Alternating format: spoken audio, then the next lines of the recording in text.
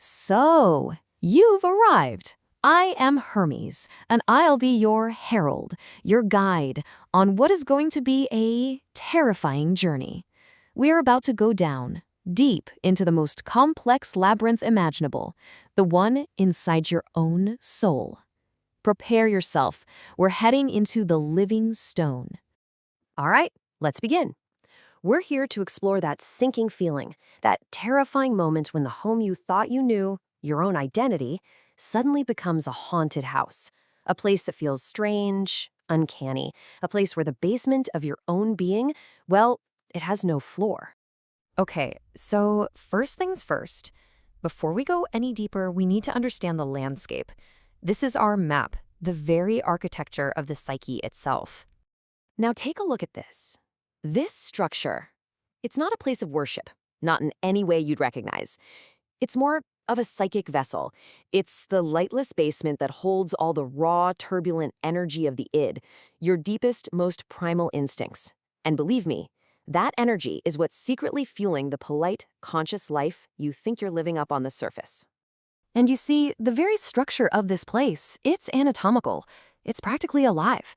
The walls around you aren't just rock. They're your own forgotten desires, hardened and calcified over time. You'll have to move through bronchial forests and intestinal tunnels. These are the passages built from your own repressed memories, the hidden foundation of who you are. So now that we're in this labyrinth, what happens next? What happens when when you finally meet the true inhabitant of this strange, unsettling space? This is it, the moment of crisis. An honest guest arrives, that interrogator from deep within that you've been avoiding. And right at that moment, your cherished logic, that little golden compass you rely on up on the surface, it shatters. It just shatters into 1,000 jagged pieces. Just look at the difference here. The uncanny double is the terrifying proof, the absolute proof that the self you're so proud of is really just a costume. And that defensive wall your ego built, it turns out it's as strong as dry sand, and it's crumbling away to reveal the fragmented, monstrous thing it was hiding all along. And this symbol right here is the moment of truth. My job is to facilitate this little meeting. To look in this mirror, the one hidden right under your own skin, is to see everything you thought was familiar become alien and strange. It's the ultimate return of everything you tried to push down. Now, look up. High above the central pit of your soul, there's a different kind of authority. One that doesn't build you up, but rather strips everything away. You can think of this as my psychic scalpel. The hollow sun is the dead father, that ultimate, uncaring law that governs the psyche.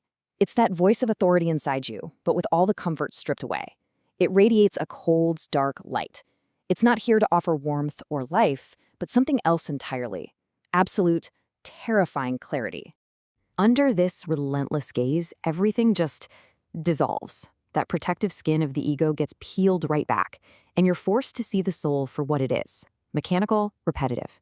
Your most cherished memories, you'll see they're just fragments of a life that was never really yours. It silences that nagging inner critic, and all your psychic energy gets pulled toward a kind of inorganic stillness.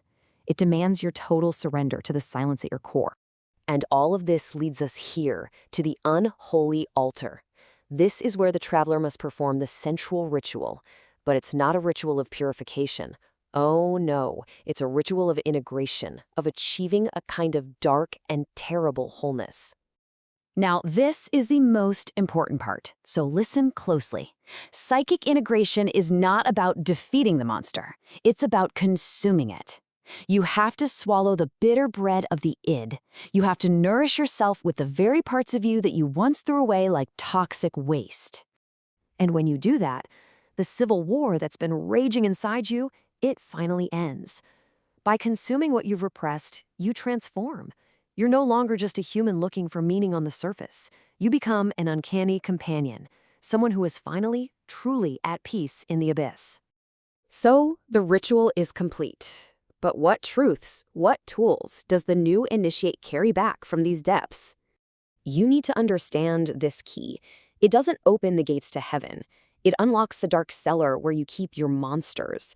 It's the symbol of that exact moment when your precious logic completely fails against the raw, irrational, and, frankly, predatory power of the unconscious. The mirror labyrinth revealed a fundamental truth, one that's etched into the very walls of this place. Linear time is just an illusion, something for the surface world. Down here, all your traumas are happening at once, over and over, and that sense of I you hold on to so tightly just dissolves into an endless sea of repetition. You emerge from this changed. You are now a living symbol, carrying the dampness of this place in your very bones. You no longer believe you're the master of your own mind. You know with absolute certainty that your home is haunted and its basement has no floor. You return to the surface forever altered by this internalized guest. And so I'll leave you with this one question to chew on. The only real sin is believing you're alone in your own head. So, who else is living in yours?